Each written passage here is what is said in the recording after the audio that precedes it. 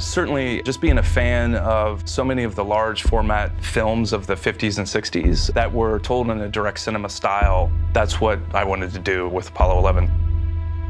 The way we discovered the 65 millimeter and seeing it for the first time was something I'll never forget. There was 2 reels, and we put them on a prototype scanner that the guys at Final Frame here built. And you would just see these little bursts of imagery about every 3 or 4 seconds.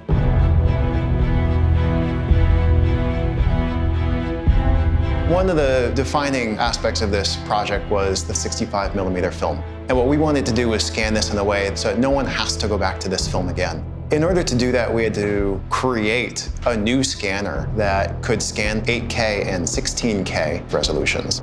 We were running the most important film in the world on a scanner that was a prototype. It was inspiring and terrifying. Good morning, Neil.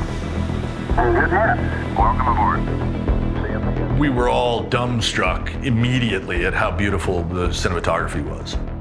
The detail in the footage that we were seeing was something I just had never seen before. There was 3 or 4 of us in the room, just speechless. Arnie, you're going to extend that time out? We recreated the entire mission in 9 days. So we have a timeline where you can look and see over 100 tracks of audio, and that took the better half of a year just to compile that. We were working with 18,000 hours of uncatalogued audio, 11,000 hours of which was from Apollo 11.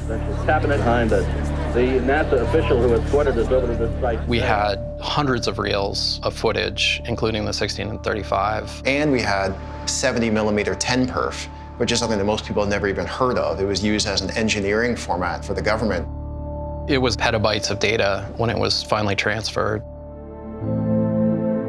It's cool, because when you watch the film, you don't feel like it's something happening 50 years ago. It feels contemporary, and that is part of the artistry of the people who were actually shooting the footage. It's also the artistry of the National Archives and their expertise in preserving this material. It was in pristine condition.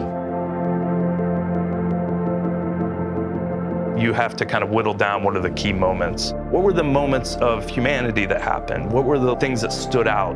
What really got me was the emotion on their faces. You could see the weight of what they were about to do in a way that I'd never seen it before. And that's when I knew that we had something.